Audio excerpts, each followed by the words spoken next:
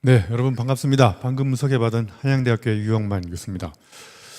제가 제목을 약간 좀 언어적 운율을 맞춰가지고 창의는 결국 질문을 던져서 당연함의 시비를 거는 항의라고 이렇게 적어봤습니다.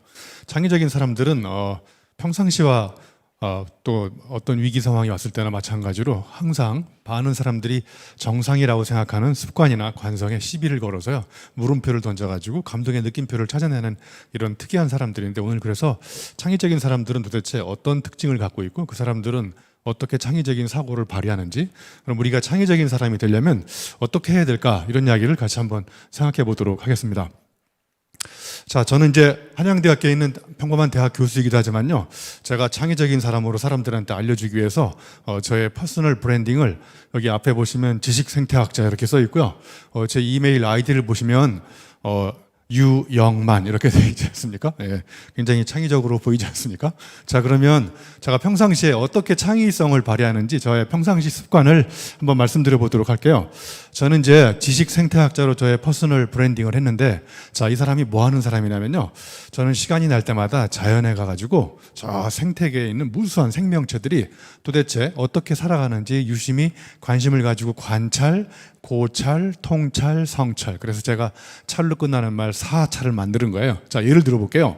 저 가운데 있는 새가 동박새인데, 평상시에 저 친구는 이제 지렁이를 잡아먹고 삽니다. 그러면 여러분, 땅 속에 있던 지렁이가 땅 위로 나오는 날은 비 오는 날 나오겠죠. 예, 그러면 여러분 이런 거 궁금하지 혹시 않으세요? 땅 속에 있던 지렁이가 땅 위에 비가 오는 날만 귀신같이 알고 비 오는 날만 바깥으로 나와요. 그죠? 자, 그러면 어떻게 땅 속에 있던 지렁이가, 눈도 없고 깜깜한 속에 있는 아이가 땅 위에 비가 오는지 어떻게 알고 나올까요? 네, 여러분은 이걸 모르면 여러분은 지렁이만도 못하는 인간들이에요. 자, 생물학자들에 의하면 이렇게 빗방울이 땅을 막 두드리면 그 땅의 미묘한 진동을 땅 속에 있던 지렁이가 감지해서 바깥으로 나오면 저 새가 이제 잡아먹는데, 저 새의 삶의 위기는 언제 오냐면, 여러분 오늘같이 이렇게 날씨가 좋은 날은 땅 위에 비 오는 날 기어다니던 지렁이가 비가 안 오니까 이제 다시 땅 속으로 들어갑니다. 그러면 이제 이론적으로 저 새가 굶어 죽었어야 되는데, 비가 안 오는 날도 땅 위에서 이렇게 지렁이를 불러내가지고 잡아먹어요.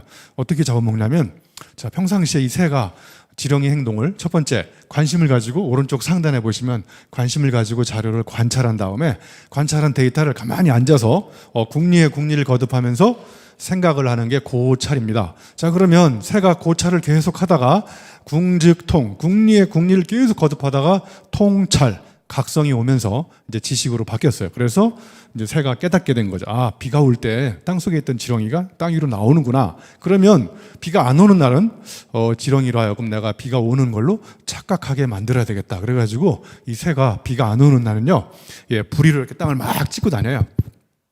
그러면 이제 땅이 울리니까 지렁이는 비가 오는 줄 알고 바깥으로 나왔다가, 예, 마른 하늘에 날벼락인 거죠. 여러분, 창의나 창조는 이 통찰과 함께 일어나거든요. 자, 그러면 통찰을 여러분, 감동의 느낌표를 찾아오는 저 통찰이 일어나려면 여러분이 관심이 없는 것처럼, 관계 없는 것처럼 보이는 이 세상의 모든 것들을 관심을 가지고 유심히 관찰해보고, 관찰한 데이터를 구조화시켜서 정보로 만들어가지고 지식으로 만드는 이런 과정 속에서 창조가 나오는 거예요. 그래서 이제 통찰이 한 번 더 진화 발전하면 이제 성찰이 되면서 이제 지식이 또 다른 문제 상황에 반복해서 적용하면서 이전과 다른 깨달음이 추가돼서 이제 인공지능도 쉽게 흉내낼 수 없는 마지막 저 왼쪽 상단에 보시면 이제 지혜가 탄생하는 거예요. 그래서 오늘 제가 말씀드리는 창의라고 하는 것은 결국은 어떻게 하면 이 관찰부터 성찰까지 이 선순환적인 사이클을 계속 돌려가면서 이전과 다른 생각을 하게 만들까, 이게 여러분과 같이 나눠볼 주제이기도 합니다. 자, 저한테 주어진 시간이 약 50분 정도 되는데 여기 있는 걸 다 할 수 있을지는 모르겠지만, 제가 맨 앞에는 이제 이 융합에 대한 이야기를 해볼 거예요. 그래서 이 융합과 창조의 연결 사이에서 창의적인 새로운 인간상을 하나 만들었어요. 제가 사이 전문가라고, 여러분 전문가 사이에 존재하는 차이를 융합해서 제3의 새로운 지식을 창조하는 인간상을 제가 사이 전문가로 만들었고요. 두 번째, 자, 그러면 창의적인 사람들이 갖고 있는 어떤 공통적인 특징이 뭘까? 그래서 우리가 일반적으로 갖고 있는 창의성에 대한 통념을 깨부수고 새로운 창의성 한 6가지 정도를 제가 한번 이야기해 볼까 합니다. 자, 그러면 세 번째는 어떻게 하면 우리가 창의적인 사람이 될 수 있을까? 자, 마지막에 이런 걸 토대로 해서 우리 교육의 미래를 어떻게 내다볼 수 있을지를 함께 생각해보는 시간을 가져볼까 합니다. 자, 여기 잘생긴 남자 3명이 나와 있는데 이 3명의 공통점은 뭔지 혹시 아시나요? 네, 여러분 전혀 예상이 안 되겠지만 이 세 사람 각각 소개해 드릴까요? 저 오른쪽에 있는 분 한양대학교 유학만 교수고요. 가운데 있는 사람은 미래학자 엘빈 토플러. 그 다음에 여기 브라이언 트래시라고 세계적인 리더십 동기부여 전문가인데 저분은 한 번 뜨면요 강연료가 1억 원이 넘는 세계적인 동기부여가요. 자, 근데 이 세 사람의 공통점은 전혀 예측이 안 되겠지만 한때 청소년 시절을 보내면서 불우한 시절을 보내면서 공고 다니고 용접했던 사람이에요. 그래서 여러분이 안 믿을 것 같아서 제가 이렇게 1981년도에 국가기술 자격증 용접 기능사 자격증 땄잖아요. 그죠? 근데 여러분이 안 믿을 것 같아서 제가 갖고 왔어요. 자, 그런데 저는 이제 철판을 용접하지 않고 요즘에는 뭐를 용접하냐면 지식을 용접합니다. 그래서 제가 또 포지션 타이틀 하나 만들었어요. 지식 용접공이라고. 그래서 오늘 제가 말하는 창의는 이질적 지식을 융합하는 건데 학교에서 융합이라고 그러는데 제가 보기에 융합보다 더 강력한 언어가 뭐냐면요. 용접입니다. 용접. 용접이라는 게 뭐냐? 이질적 철판을 녹여서 제3의 철판을 만들어내듯이 제가 오늘 말씀드리는 창조는 결국 이질적 지식을 융합해서 제3의 새로운 지식을 끊임없이 만들어내는 게 저는 창조의 원동력이라고 생각합니다. 자, 제가 그래서 용접에 관련된 시를 하나 갖고 왔는데 제가 다 읽어드리진 않을 테니까 한번 검색을 해보시고요. 이석현 시인이 제가 보기에 용접을 했던 사람이에요. 그래서 여기 이 시 안에 보면은 이질적인 두 가지가 서로 넘나들면서 경계를 넘나들면서 서로 다름과 차이를 극복해서 또 다른 새로운 창조를 만들어내는 그런 과정을 제가 시에도 한번 보여드렸습니다. 자, 추상화의 창시자가 여기 나오잖아요. 칸딘스키라고. 이 친구가 19세기에는 이거냐 저거냐 양자택일의 시대였는데 20세기를 넘어오면서부터는 양자택일이 아니라 양자병합이라고요. 자, 여러분 이해가 잘 안 되시죠? 자, 두 가지 중에 하나를 선택하는 사람들은 서구적 사고방식에 굉장히 친화된 사람들이고요. 두 가지를 다 선택하는 사람들은 제가 보기에 한국형 사고방식이에요. 자, 예를 들어볼게요. 자, 여기 보시면, 자, 여러분이 과일 가게에 가서 과일 서너 개 달라고 그러면 아주머니가 몇 개 줄까요? 3개 줄까요? 4개 줄까요? 이런 거에 별로 우리는 불편함을 느끼지 않거든요. 근데 여러분이 미국 가서 애플 3, 5와 4, please 그러면 아주머니가 화를 내면서 How many do you want? 당신이 원하는 게 3개인지 4개인지. 그러니까 저쪽에 서구 사람들은 반드시 둘 중에 하나를 선택해야 되지만 우리는 서너 개, 양쪽 극단 하나로 끌어놨잖아요. 이게 저는 창의의 굉장히 중요한 사고방식의 출발이라고 생각해요. 오르락내리락, 들락날락. 시원섭섭한 건 시원한 건가요? 섭섭한 건가요? 이것도 아니고 저것도 아닌데 양쪽 극단에 이렇게 두 가지 중에 하나를 선택하면 창조가 잘 안 되지만 저 두 가지 모순을 하나로 끌어안는 가운데서 위대한 창조가 저는 일어난다고 생각해요. 자, 그러면 여기 보시면 이제 인재상이 엄청나게 자세하게 나와 있는데 이걸 다 끝까지 설명을 드릴 수는 없고 아무튼 시작 출발은 제너럴리스트였습니다. 이것저것 넓게 알지만 결정적인 하나를 모르는 이런 일자형 인재를 제너럴리스트라고 그러고요. 그 다음에 이제 I자형 인재라고 그래서 요즘 말로 얘기하면 스페셜리스트, 한 우물 깊이 파다가 자기가 판 우물에 매몰된 사람들. 그래서 저는 전문가의 정의를 전문적으로 문외한인 사람이 전문가, 깊이 파다가 깊이 대상이 된 사람들. 이런 사람들이 갖고 있는 전문성은 이제 굉장히 전문적이지만 다른 전문성과 융화, 조합, 용접이 되지 않으면 제3의 새로운 지식을 창조할 수 없기 때문에 저 1번과 2번을 능가하는 대안적 인재상들이 끊임없이 계속 나오는 거예요. 그래서 여기 보시면 이제 T자형 인재, A자형, V자형은 보세요. V자형. 넓게 파기 위해서, 깊게 파기 위해서 넓게 파기 시작하잖아요. 그죠? 그러니까 이거는 일종의 제너럴 스페셜리스트나 스페셜 제너럴리스트이기도 하고 아무튼 또 통섭형 인재라고 해서 에드워드 윌슨이 이야기하는 큰 지식의 줄기를 잡는 O자형 인재. 제가 좀 더 유명해지기 위해서 이런 인재상들을 다 뛰어넘는 새로운 인재상을 가운데 7번째 만들었잖아요. 사피엔, 호모 디페랑스라고 해서 제가 잠시 후에 저걸 조금 더 설명드릴게요. 자, 디페랑스는 영어의 차이로 설명될 수 없는 차연, 차이를 시간적으로 공간적으로 연기해 놓자. 그래서 호모 사피엔스의 호모와 디페랑스를 붙여서 차이를 전문적으로 전공하는 사이 전문가. 이 사람이야말로 우리 시대의 창의성을 촉발시킬 대단한 인재상이라고 저는 생각합니다. 자, 그래서 사이 전문가가 뭔지 제가 한번 예를 들어볼게요. 제가 2007년도에 교통사고가 한번 나가지고 이 갈비뼈가 여기 양쪽에 7개씩 부러졌었거든요. 그런데 제가 이제 병원에 갔는데 이 갈비뼈 전문가인 흉부외과 의사가 와서 이분은 갈비뼈만 보고 가시더라고요. 그리고 또 이제 팔이 아파가지고 팔뼈 좀 봐달라고 그랬더니 팔뼈는 또 정형외과 의사가 보더라고요. 자기 전공뼈가 다 따로 있더라고요. 예, 또 목뼈가 아파가지고 목뼈 좀 봐달라고 그랬더니 목뼈는 또 자기 전공뼈가 아니라는 거예요. 그건 또 신경외과 의사가 보고. 그래서 이 세 분의 전문가가 와서 각자 자기가 맡은 뼈만 최선을 다해서 보고 가는데 제가 또 어디가 아프냐면 이 뼈와 뼈 사이가 계속 아픈 거예요. 그래서 제가 병원에 있으면서 뼈저린 뼈 아픔을 체험하고 만든 세계 최초의 전문가가 이 사이 전문가라는 걸 만드는 거예요. 그래서 이 시대에 정말 창의적인 아이디어를 내려면 자기가 갖고 있는 전문성만 갖고는 안 되고요. 나와 다른 전문가와 끊임없이 만나서 그 사이에 존재하는 차이를 서로 존중하고 배려할 때 거기서 새로운 제3의 지식이 융합돼서 저는 창조된다고 생각합니다. 자, 그런데 요즘에 이제 시대가요. 여기 왼쪽에 보시면 굉장히 속도가 빨라지고 있지 않습니까? 그리고 엄청난 효율을 높여가고 있고요. 그 다음에 이제 접촉보다는 접속. 그래서 이게 두 가지를 한번 이렇게 대조시켜 봤어요. 여러분, 속도가 빨라지니까 삶의 밀도나 각도가 점점 없어지기 시작하지 않습니까? 자, 그러면 효율이 높아졌는데 효과는 없어져 버렸어요. 그리고 요즘에 언택트니 온택트니 이렇게 다 지금도 이렇게 온택트로 강의를 하는데 이렇게 접속 중심으로 삶이 지나가다 보니까 인간적 접촉이 점점 없어지고, 그죠? 그 다음에 이제 빨리빨리 만들어서 속성 재배하다 보니까 이렇게 겉절이 김치만 계속 먹고 숙성돼가지고 뭔가 오랫동안 성공하려고 하는 어떤 숙성의 어떤 노력들은 없어지고, 그리고 이제 불편함을 모두 다 기계한테 맡기고 다 편리하게 생활하고, 이렇게 되다 보면 기술은 굉장히 스마트해지지만 인간은 점점 스튜핏해지고 있어요. 그래서 결론적으로 이 두 가지가 절묘하게 융합이 돼야 돼요. 융합. 그래서 이것들이 융합이 되려면 서로 충돌도 일어나고 갈등도 일어나거든요. 여러분, 저기 물과 기름을 아무리 섞으려고 해도 섞여지지 않잖아요. 저 물과 기름이 섞이려면 일종의 계면 활성제라고 저걸 갖다 집어넣어야 저런 것들이 뒤섞이고 섞여서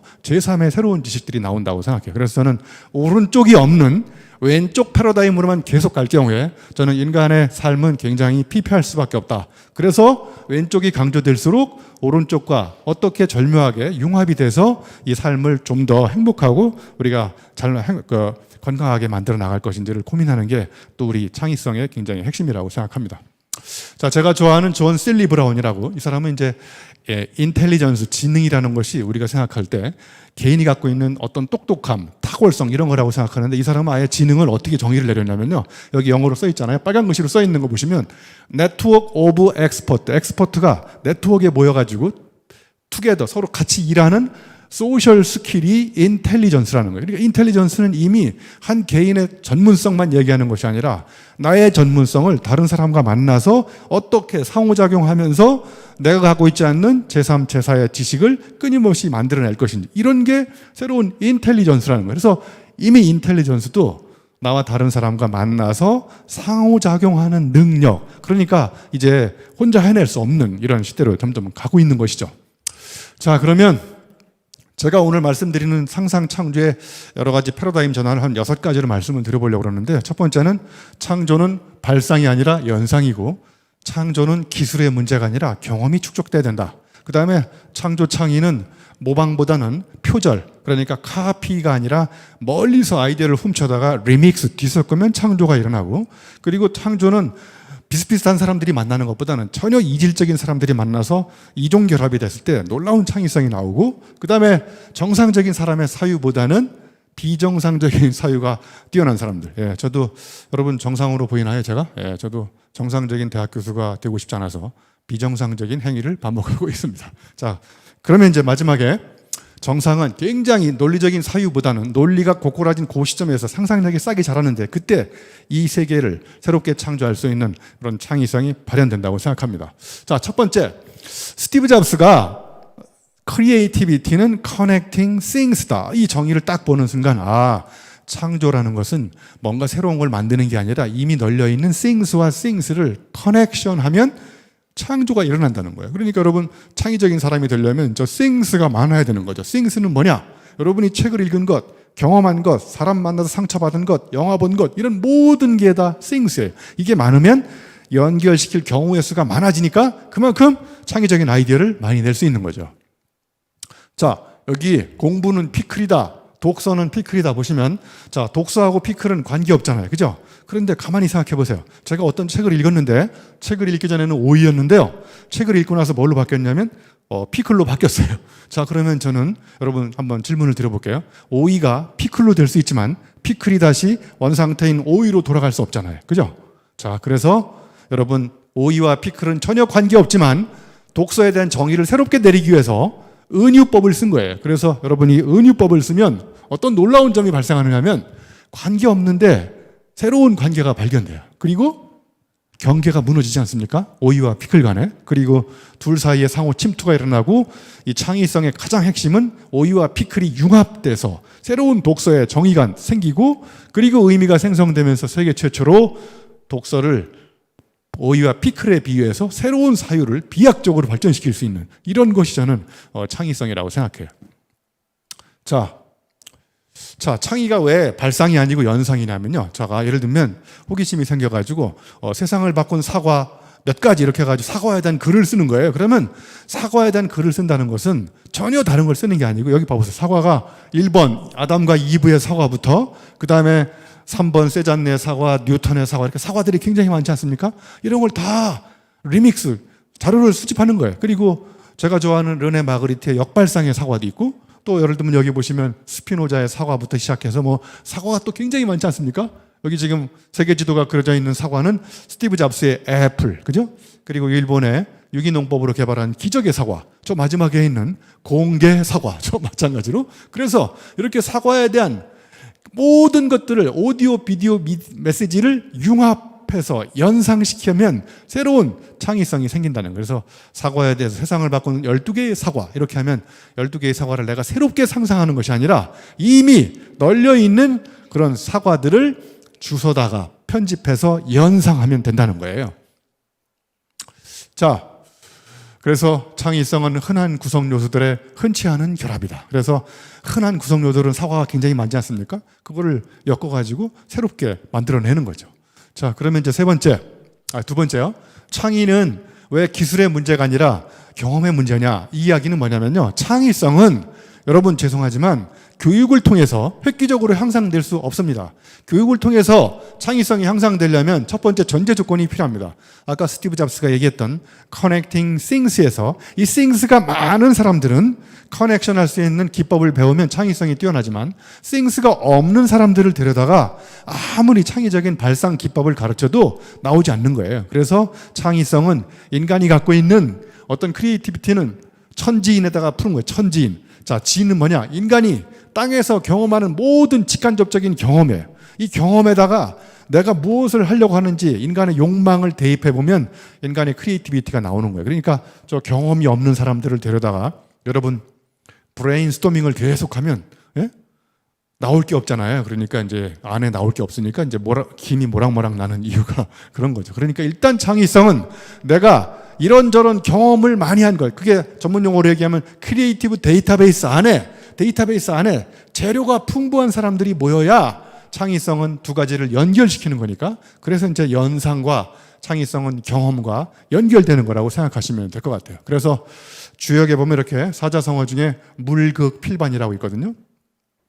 예를 들면요, 저도 고등학교 다니면서 수도공고 다니면서 용접을 했었거든요. 그래도 저 평택 화력발전소 가서 발전소 용접하다가 또 뭐 밤무대에서 놀고 먹고 놀다가 뭐 이렇게 하다 또 우여곡절 그때 책을 읽다가 어떻게 하다가 제가 또 한양대학교 이렇게 와가지고 또 고시공부하러 왔다가 고시공부를 집어치우고 어떤 순간에 제가 그동안 우여곡절 파란만장한 경험했던 이런 것들이 축적되다가 어느 순간에 크리에이티브 스파크가 팍 튀면서 놀라운 창의성이 발휘되기 시작하는 거예요. 그러니까 물극필반이 뭐냐면 사물이 극에 달하면 언젠가는 반드시 반전을 일으킬 지점이 온다는 거예요.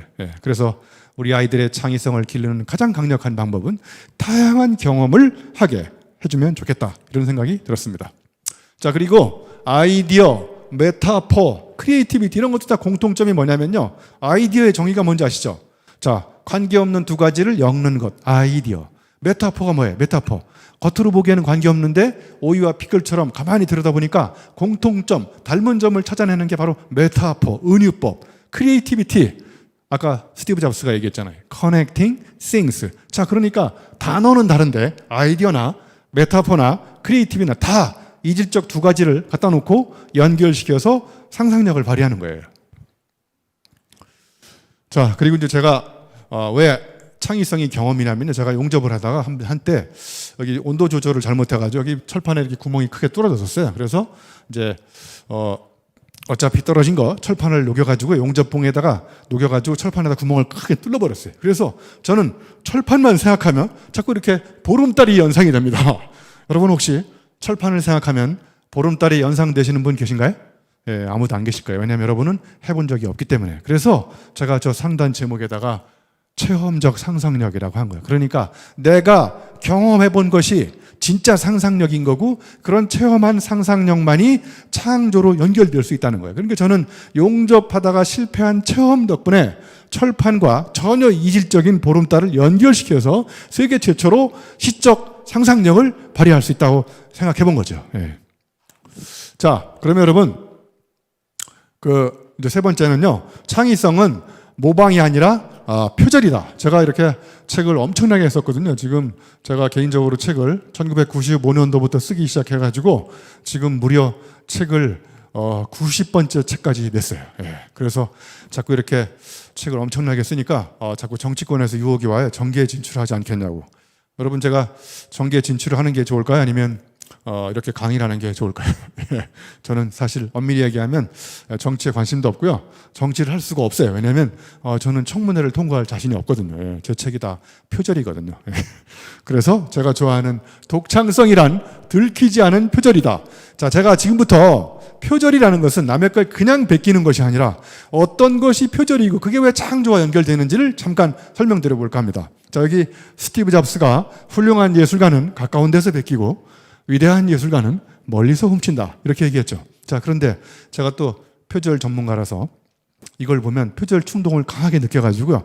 이렇게 또 표절했어요. 석사는 가까운 데서 베끼고, 박사는 멀리서 훔치고. 그러니까 뒤에 있는 건 스티브 잡스, 피카소 형님 거고 앞에 건 내 거거든요. 그죠? 자, 그럼 이걸 또 한번 표절하면 이렇게 돼요.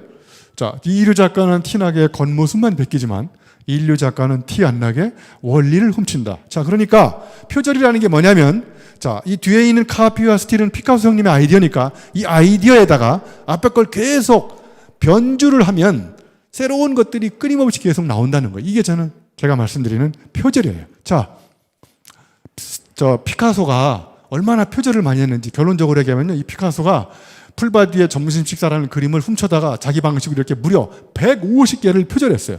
자, 그럼 이 표절의 원작자는 누군지 아시죠? 여기 있는 테이블 만해의 풀바디의 점심 식사라고 1863년도 그림인데 여러분 저게 오리지널인 것 같죠? 저게 오리지널이 아니에요. 이 친구는 누구 걸 표절했느냐? 1500년대에 그렸던 이 세 가지 그림을 적당히 주워다가 벗은 이치와 자세를 바꿔가지고 풀바디의 점심 식사라는 그림을 창조한 거고 피카소는 저걸 주워다가 자기 방식으로 무려 150개를 표절한 겁니다.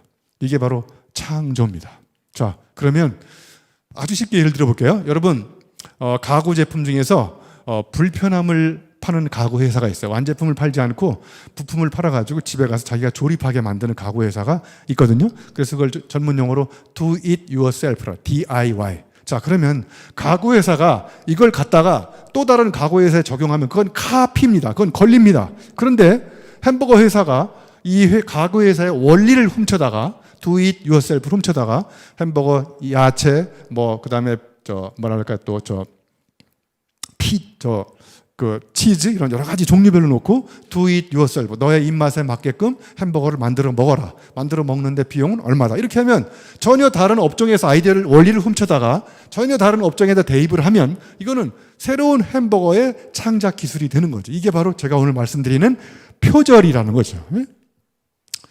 자, 그다음에 네 번째는요. 창의는 왜 동종교배보다는 이종결합, 이종결합은 다른 말로 얘기하면 전혀 낯선 우발적 마주침을 창이라고 생각하면 되십니다. 자, 제가 좋아하는 프랑스의 철학자 중에 들레즈라고 있는데요. 이분이 만든 전문 철학 용어 중에 하나가 저 가운데 있는 아장스망이라고요. 아장스망은 우리말로 번역하면, 영어로 번역하면 어레인지먼트라는 뜻이에요. 어레인지먼트가 뭔지 아시죠? 네, 배치. 자, 그러면 제가 여기다 질문을 써놨어요. 자, 두 번째 질문을 드려볼게요. 자, 여러분 1년 365일 중에서 여러분 우리 선생님들 같으면 가장 자주 가는 곳 두 군데 한번 얘기해 보세요. 아침에 일어나셔가지고 학교 가시죠. 그죠?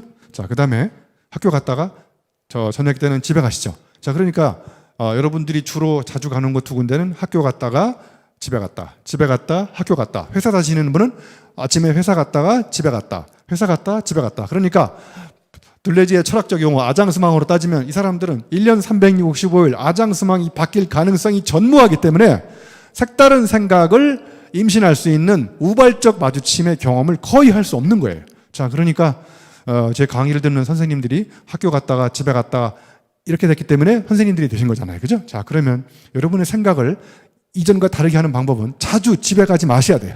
그 다음에 자주 학교 가지 마셔야 되고, 그러니까 내가 늘 가던 데를 안 가고 다른 데를 가서 낯선 환경과 우발적으로 마주치는 것이 철학자가 얘기하는, 저 들레즈가 얘기하는 아장스망입니다. 자, 그러면 제가 이걸 또 하나 더 예를 들어 볼게요. 자, 여러분 막걸리 그러면 퍼뜩 떠오르는 단어 먼저 한번 얘기해 보세요. 막걸리. 자, 막걸리. 우리 아나운서님 막걸리 안 좋아하세요? 네. 자, 막걸리 그러면 여러분 안주는 뭐 드세요? 안주. 파전 드시죠. 파전. 자, 그 다음에 막걸리 주로 언제 땡기세요? 비 오는 날 마시죠. 자, 그 다음에 막걸리 어디 갔다 오다 드세요? 등산 갔다 오다 드시죠. 예. 그러니까 막걸리 아장스망은 이거 배치가 안 바뀌어요. 막걸리하고 늘 같이 따라다니는 배치는 막걸리, 비 오는 날, 파전, 등산. 이게 아장스망이 안 바뀐 거예요. 그러니까 여러분이 제가 지금 진짜로 대학생들 대상으로 실험을 해봤어요. A4용지 한 장씩 나눠주고 막걸리에 대해서 글을 써보라고 그랬더니 천편일률적으로 다 이런 글을 쓰는 거예요. 막걸리, 비 오는 날, 파전 먹고 트립 나오고 이런 거밖에 못 써요. 여러분의 상상력이 이 모양 이 꼴인 이유는 막걸리를 늘 틀에 박힌 방식으로 마셨기 때문에 그런 거예요. 자, 그러면 막걸리에 대해서 새로운 창의성을 발휘하려면 어떻게 되느냐?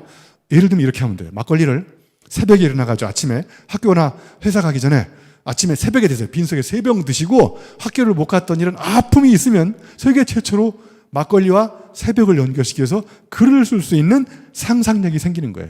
자, 그러니까 우리가 왜 창의적인 인간이 안 되냐면 아장스망이 안 바뀌기 때문에 그런 거예요.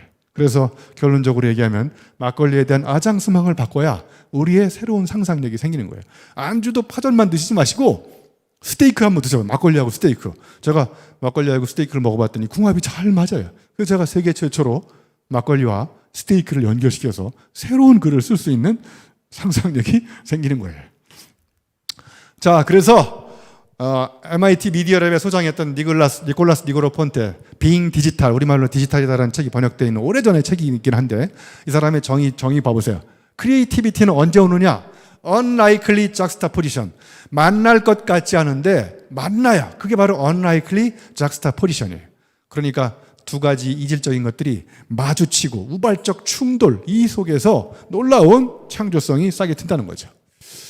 자, 제가 또 지식 생태학자이기도 하지만요, 제가 세계 최초로 또 지식 산부인과 의사인 건 아시나요? 자, 여러분 지식이라는 개념을 아시잖아요. 그죠?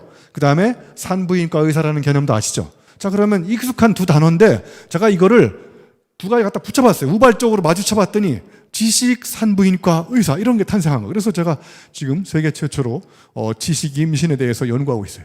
지식 자연분만 유도법, 지식 낙태수술 방지법, 이런 창의적인 생각을 하게 된 근원적인 원동력은 이미 여러분이 알고 있는 두 가지 단어를 아장스망을 바꿔가지고 갖다 부딪혀 보니까 세계 최초로 지식 잉태 임신에 대한 생각을 할 수 있다는 거죠. 그런데 문제는 이제 한국 산부인과 의사협회에서 저를 아직 의사로 인정 안 해줘요. 그래서 트위터에서 정말 제가 당했던 한 사건을 잠깐 에피소드를 소개해 드릴게요. 제가 아직도 제 트위터에다가 대학 교수이자 작가이자 지식 산부인과 의사 이렇게 써놨는데 한 의사가 나타나가지고 나보고 의사냐고 물어보더라고요. 그래서 그래 의사다 그랬더니 그럼 나보고 의사 자격증이 있냐고 물어보더라고요. 그래서 야, 내가 만든 건데 무슨 자격증이 필요하냐 그랬더니 의사 자격증이 없으면 의사 자격증을 따라고 막 이렇게.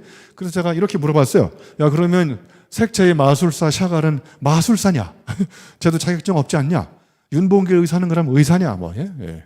그랬더니 교수님 정말 대단하다고 더 이상 얘기하고 싶지 않다고 그래서 간단히 제가 이 사태를 극복한 사건이 있었어요. 자, 아무튼 창의성은 여러분이 이미 알고 있는 아주 익숙한 단어나 현상들을 아주 낯설게 갖다 조합을 하면 창의성이 나온다는 거예요. 여러분 구두 대학병원 차린 사람은 병원 설립 허가증 갖고 있나요? 안 갖고 있잖아요. 그죠? 이분은 왜 고사 안 하고 나만 고사하는지. 그래서 그 친구가 저보고 교수님은 의사가 아닌데 의사라고 사기를 쳤기 때문에 공개 사과하라는 거예요. 그래서 제가 공개 사과를 이렇게 했어요. 이게 공개 사과잖아요. 공개 사과. 너무 이게 창조성인 거예요. 창조성이 뭐냐?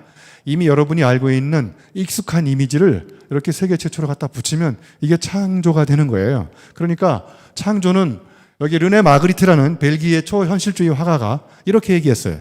익숙한 이미지에 낯선 중첩, 그게 새로운 상상력을 촉발시킨다. 여기 보시면 얼룩말하고 사자가 따로따로 떨어져 있을 때는 익숙하지만 얼룩말 사자를 갖다 붙이니까 익숙한 이미지에 낯선 중첩, 저걸 전문 화법 용어로 데페이즈망이라고 하는 거예요. 그러니까 새로운 창조라고 하는 것은 익숙한 이미지나 익숙한 개념을 낯설게 조합을 하면 새로운 창조가 저는 일어난다고 생각합니다. 자, 그 다음에 이제 창조는 정상보다는 비정상적 사유에서 저는 촉발이 된다고 생각해요. 여러분, 여기 제가 이렇게 질문을 써놨어요. 정상에 오른 사람은 정상입니까? 대부분 제가 보기에 창의적인 사람은 비정상인 것 같아요. 자, 그러면 요즘에 이렇게 높이뛰기를 할 때 앞으로 넘나요? 아니면 뒤로 넘나요? 여러분, 그러면 누가 정상인가요? 이 사람이 정상인가요? 이 사람이 정상인가요? 원래는 높이뛰기는 앞으로 넘는 게 정상이었어요. 저런 사람들의 인간의 한계는 2m를 넘을 수 없다. 저 정상적인 사람들의 사고의 한계였는데 세계 최초로 높이뛰기를 지금 보면 너무 당연하지만 세계 최초로 이렇게 뒤로 넘는 사람, 이 사람이 누구냐면 1968년 멕시코 올림픽 때 세계 최초로 높이뛰기를 뒤로 넘었어요. 그래서 저 사람 이름을 따가지고 포스베리 플럽 기법이 생긴 거예요. 그러니까 모든 사람들의 높이뛰기를 앞으로 넘는 거를 역발상으로 뒤집어가지고 무게중심을 뒤에다 놓고 높이를 올린 거예요. 그래서 이 사람 이름을 따서 이제 배면뛰기가 생긴 거고, 이게 높이뛰기의 새로운 상식이 된 거죠. 상식은 이제 조만간에 상식이 뒤집혀서 금방 식상해집니다. 그러니까 창의성의 대가들은 식상한 것을 다시 또 뒤집어서 세상의 상식으로 만들려면 이제 한 가지 방법밖에 없어요. 몰상식해야 되거든요. 상식에다가 문제를 던져놓고 저렇게 하는 방법 이외에 다른 방법은 없는지 늘 비정상적인 사유를 시작하는 거죠.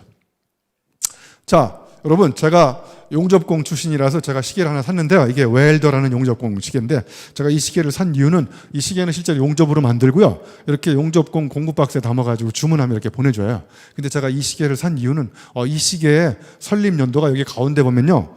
since 2725라고 정상적인 영문법으로 따지면 since 뒤에는 미래 시제가 와야 되는데 이 사람은 과거 시제를 썼잖아요. 그죠? 그러니까 저런 것들이 역발상이라고 생각하고, 왜? 이 사람들의 시계의 슬로건이 뭐냐면요. 또 웰딩 오브 타임에 시간을 용접하면서 거슬러 올라가겠다. 이런 사유가 저는 비정상적인 사유의 대표적인 사유라고 생각해요. 여러분 잘 아시는 우리 백남준 선생님의 스승이기도 한 음악가 존 케이지는 세계적인 악보를 작곡했는데 4분 33초라는 악보예요.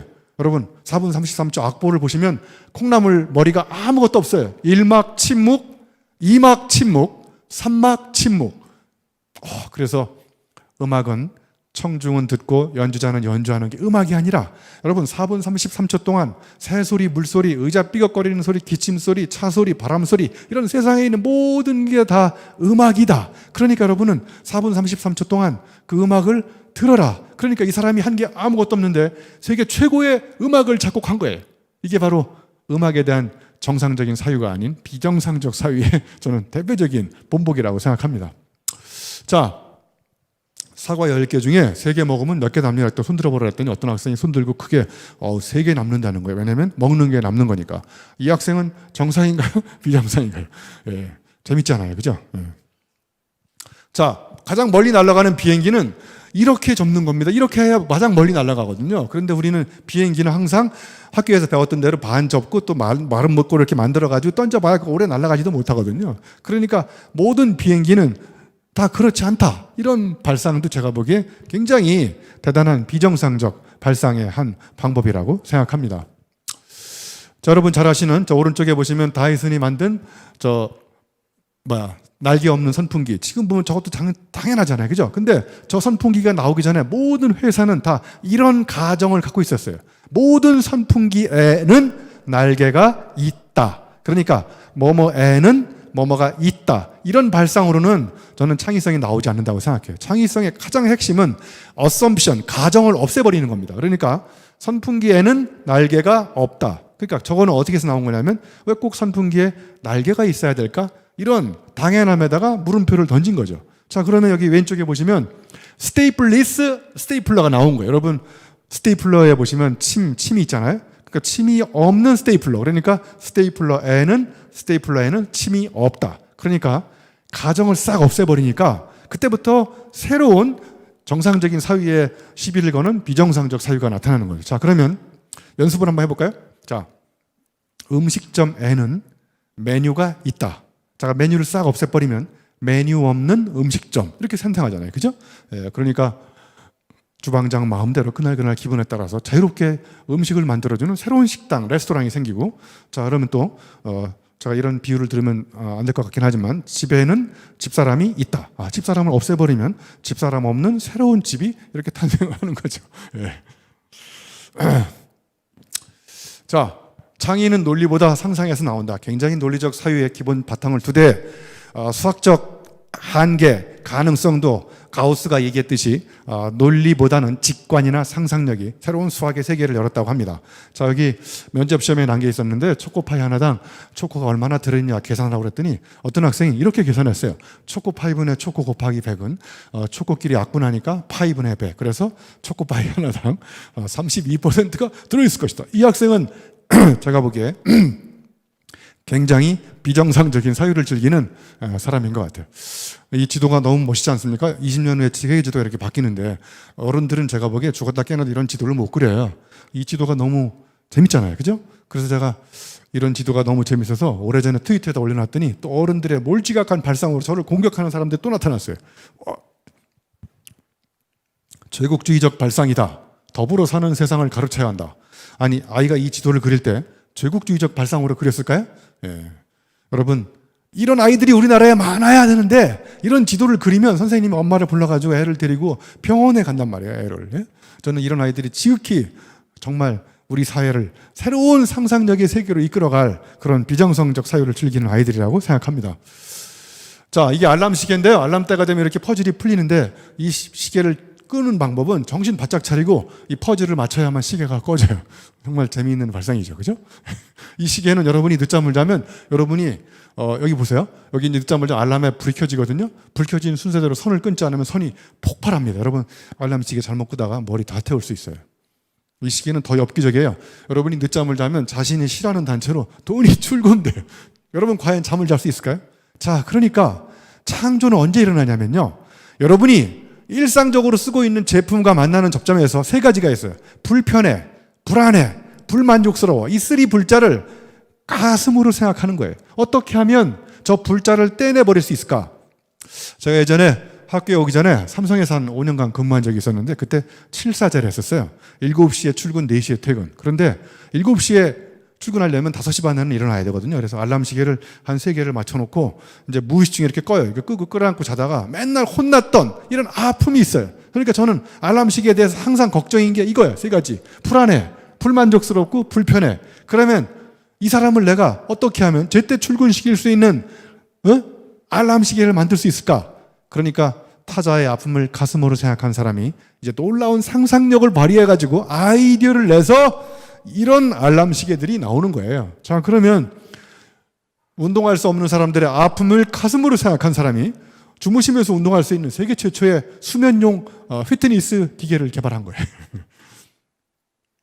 저는 아침에 일어날 때마다 이게 귀찮은 게 이게 면도하기 귀찮거든요. 그러니까 면도하기 귀찮은 남성들의 아픔을 가슴으로 생각한 사람이 세계 최초로 한 바퀴 돌면 면도도 되고 이발도 되는 이런 혁신적인 제품을 개발한 거죠. 예? 우리 여성분들 아침에 출근할 때 화장하기 귀찮잖아요. 그죠? 화장하기 귀찮은 여성들의 아픔을 가슴으로 생각한 사람이 단 1초 만에 화장을 하고 출근할 수 있어요. 한번 보여드릴게요. 바로 출근할 수 있어요. 예, 저걸 이제 파티 버전, 사무실 버전 이렇게 버전을 여러 개 만들어가지고 아무튼 세상을 뒤집어 엎는 혁명과 혁신과 창조는 다 타자의 아픔을 사랑한 사람이 가슴으로 생각해서 그 아픔을 치유하기 위해서 아이디어를 연상하는, 상상하는 과정에서 나온다는 거예요. 저같이 강의를 오래 하는 사람들을 위해서 강사들을 위한 바지 의자가 나와서 오래 강의한 다리가 아프니까 앉으면 바지에서 의자가 나오고 일어서면 다시 바지가 되고 이런 혁신적인 인간의 무궁무진한 상상력의 세계가 저는 우리 사회를 더 바람직한 창의적인 세계로 신천지로 인도한다고 생각합니다. 적절한 예가 안 될 수 있지만 이게 소주 정수기거든요. 소주 빨간 거 누르면 정종이 나오고 파란 거 누르면 청아가 나오고 이렇게. 근데 제가 사실은 이제 고2 때부터 소주를 너무 많이 마셔가지고 지금 소주를 못 마시는 이런 안타까움이 있어요. 그래서 소주를 못 마시는 사람들을 불쌍히 여기는 말을 한마디로 얘기하면 공자 철학의 인입니다. 인. 저게 바로 측은지심이에요. 측은지심. 그러면 소주를 액체 상태로 못 마시니까 기체 상태로 코로 흡입하게 소주 가습기를 개발한 거예요. 저걸 틀어놓고 주무시면 그 이튿날 출근이 불가능한. 자, 그러니까 소주는 액체 상태로 코로 마신다. 이것도 고정관념인 거예요. 세계 최초로 소주를 기체 상태로 마시는 사람은 누구냐? 액체 상태로 못 마시는 사람들을 불쌍히 여기는 사람.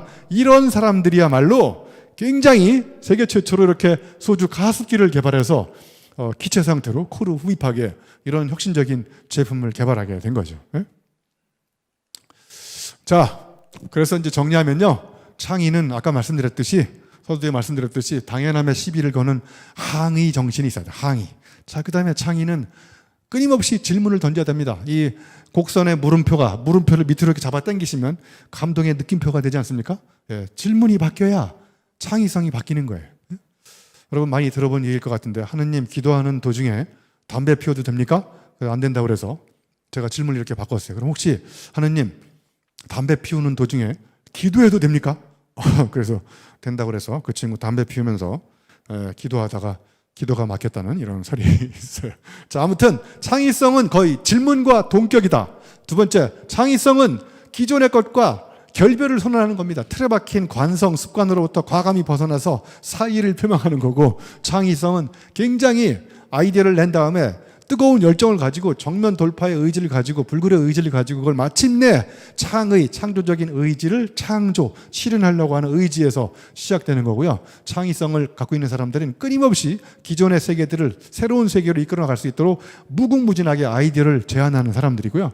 그 다음에 마지막으로 창의성의 가장 핵심은 여러분들이 일상적으로 쓰고 있는 개념을 자기만의 개념으로 다시 정의하는 사람들이에요. 그러니까 누군가 정의한 개념을 그냥 쓰시면 여러분은 누군가 정의한 그 개념대로 세상을 바라보지만 여러분이 개념을 새롭게 정의를 내리면 정의 내린 그 순간부터 여러분은 이 세상을 새롭게 둘 수 있는 거예요. 아까 예를 들었지 않습니까? 독서. 그러면 뭐 책을 읽으면서 새로운 사유를 잉태하는 뭐 활동. 이게 독서인데 이게 국어사전에 있는 건데 제가 이걸 독서를 새롭게 정의를 내렸잖아요. 독서는 오이가 피클로 바뀌는 것처럼 비가역적인 변화가 일어나는 혁명이다. 그러니까 책을 함부로 읽으시면 위험한 사람이 된다. 이런 식으로 독서는 피클이다라고 새롭게 정의를 내리면 그때부터 이 세상은 독서에 대해서 다르게 생각할 수 있는 새로운 사람이 나타나는 것이죠.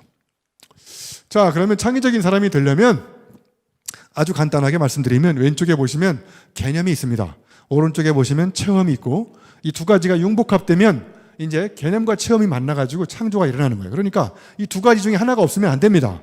자, 개념은 주로 비간접적인 경험을 통해서 엄청난 방대한 독서를 통해서 생기는 것이고요. 오른쪽에 있는 체험, 관찰, 느낌, 여행, 도전, 대화 이런 것들은 내가 신체적 접촉을 통해서 새로운 가능성을 체험하는 거예요. 그러니까 창의적인 아이가 되려면 개념이 풍부해야 되고 두 번째, 풍부한 개념만 있으면 안 되고 자기가 갖고 있는 엄청난 경험들을 이전과 다른 색다른 개념을 써가지고 남다르게 표현할 때 비로소 창조가 일어나는 거예요.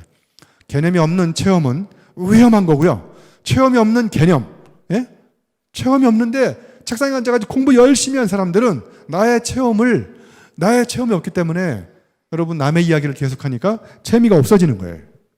그래서 제가 언어의 쓸모라는 이렇게 책을 쓰고 있는데, 그래서 이제 언어를 새롭게 정의하기 위해서 나만의 신념을 가지고 정의를 내려보고 세상을 다르게 바라볼 수 있는 관점을 가지고 사전도 만들어보고, 그 다음에 이제 이연 연상해서 연결시켜가지고 상상력을 발휘하는 국어사전 말고 연상사전도 만들고, 그리고 논리적인 정의가 아니라 내 마음으로 체험적 느낌을 가지고 마음사전도 써보고, 그 다음에 이렇게 아까 말씀드렸던 대로 하루에 은유법, 은유 3가지 단어를 사랑은 초콜릿이다 이렇게 자꾸 이제 은유 사전을 자꾸 만들어보고, 그 다음에 이제 내 인생을 움직이는 나의 의사결정과 행동 규범의 기준이 되는 그런 핵심 가치를 만들어가지고 가치에 대한 정의를 내려보고, 예를 들면 저는 저의 핵심 가치가 열정, 도전, 혁신 이런 3가지 키워드거든요. 이런 정의를 국어사전에 있는 것과 다르게 정의를 내리고 그것대로 생각하고 그것대로 행동하고, 그러면 나의 스토리가 생기고, 스토리가 축적되면 히스토리가 생기고, 히스토리가 축적돼서 my way, 누구도 걸어가지 않는 나의 길을 걸어갈 수 있는 길이 생기는 것이죠. 제가 우리 삼성에 있을 때 저의 틱톡 팀장님이 하셨던 저의 인생 선배 중에 신태균 부원장님께서 인재의 반격이라는 책에 보니까 이런 말이 나오더라고요. 창의력은 사시다. 시력은 자세히 보는 눈이에요. 시력. 그 다음에 시야는 넓게 보는 눈입니다. 남과 다른 시야를 갖는다는 것은 다른 사람들이 보지 않았던 방법으로 시야를 넓게 보는 거고요. 그 다음에 시선은 본질을 보는 관점입니다. 시선. 예? 자, 그 다음에 시각은 다르게 보는 각도거든요. 옆에서 볼 수도 있고, 위에서 볼 수도 있고, 밑에서 볼 수도 있고, 이렇게 시각과 시력과 시야와 시선을 바꿔야 우리의 창의성이 이전과 다르게 나올 수 있다고 생각합니다. 그리고 가운데 있는 단어를 보시면 보는 것도 있고요. 예, 볼시자도 있고, 볼간도 있고, 볼견도 있고, 볼관도 있고, 또 볼찰도 있고. 그러니까 똑같은 보는 건데 그냥 보는 게 있어요. 내가 보고 싶지 않은데 보이는 게 볼시자고요. 이렇게 눈에 살짝 조금 자세히 보려고 하는 게 볼간자. 주마 간산할 때 간. 그 다음에 볼견자는 내가 look at, 관심을 가지고 더 정확히 보려고 하는 거고, 그거보다 더 강력한 관심을 가지고 보는 게 볼관자. 저 뒤에 찰이 붙어가지고 이제 관찰이 된 거예요. 자, 그렇게 해서 우리가 세상을 바라보는 눈을 바꾸시면 엄청나게 다르게 볼 수 있다. 자, 이제 정리를 좀 하겠습니다. 제가 이거 써갖고 온 글씨예요. 어제보다 나아지기 위해서 앞으로 나아가야 하고 밖으로 나아가야 합니다.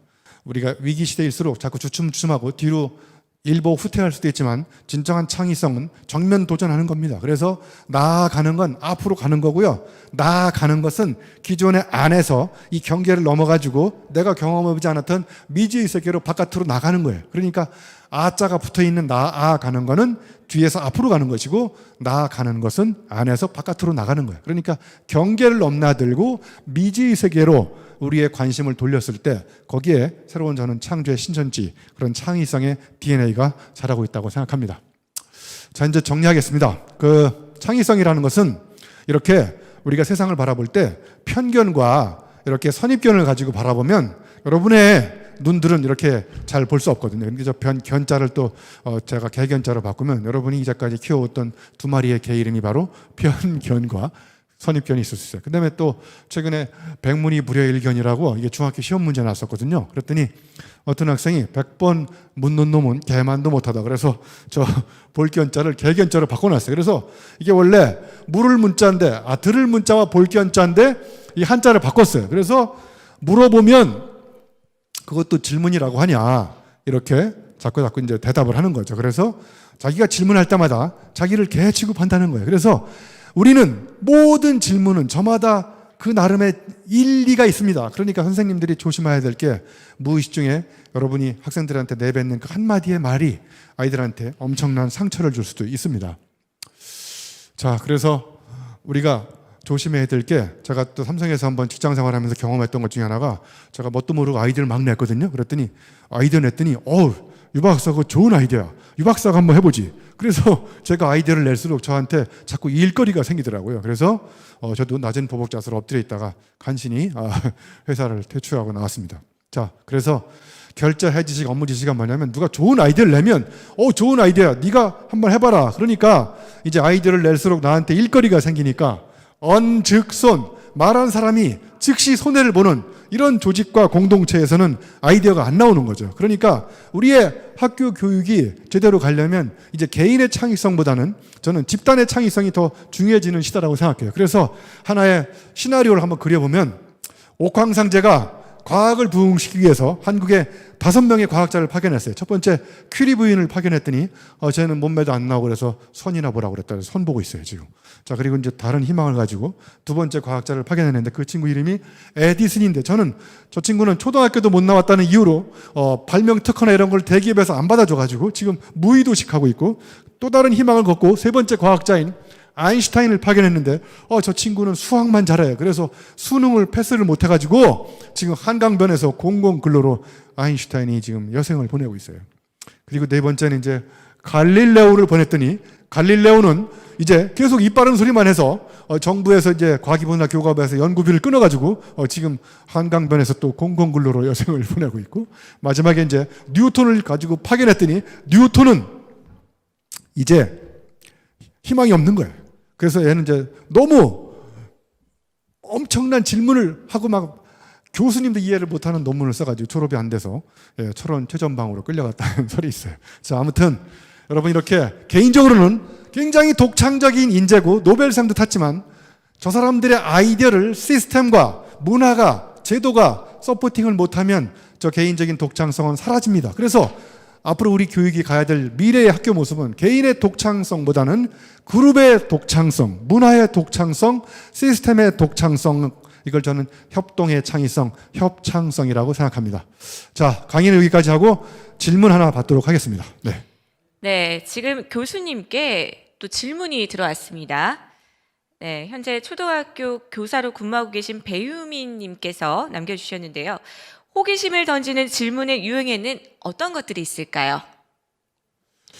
네, 이런 거죠. 자, 예를 들면 딱따구리가 아빠하고 아들이 이렇게 이제 어디 산책을 하다가 아들이 이제 딱따구리가 나무를 찍는 걸 봤어요. 네? 그러면 이제 아들이 이렇게 질문해요. 아빠, 딱따구리가 저렇게 나무를 찍는데 왜 두통에 안 걸려? 그랬더니 아빠는 뭐라 그래? 야, 그럼 딱따구리가 나무를 찍지 고무를 찍냐? 이렇게 어른들이 예를 들면 스탠포드 대학에서 실험을 해봤는데 5살 때 무려 하루에 65번 질문합니다. 모든 게 다 호기심 천국이에요.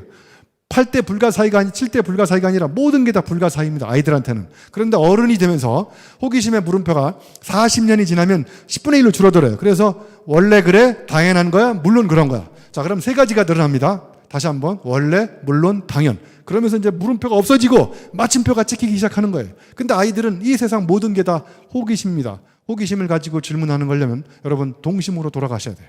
그래서 딱따구리가 나무를 찍는데 왜 두통이 안 걸릴까? 이런 거는 절대로 인공지능이 알고리즘을 통해서 질문을 생산해낼 수 없는 겁니다. 그러니까 여러분 인공지능을 지배하는 사람이 되려면 동심으로 돌아가서 호기심을 기반으로 질문하는 연습을 하면 좋을 것 같다는 생각이 들었습니다. 네. 네, 또 교수님께서 평소 호기심을 유발하는 구체적인 방법들에 대해서 궁금합니다. 네, 저 집에 가야 되는데 빨리 차 타야 되는데.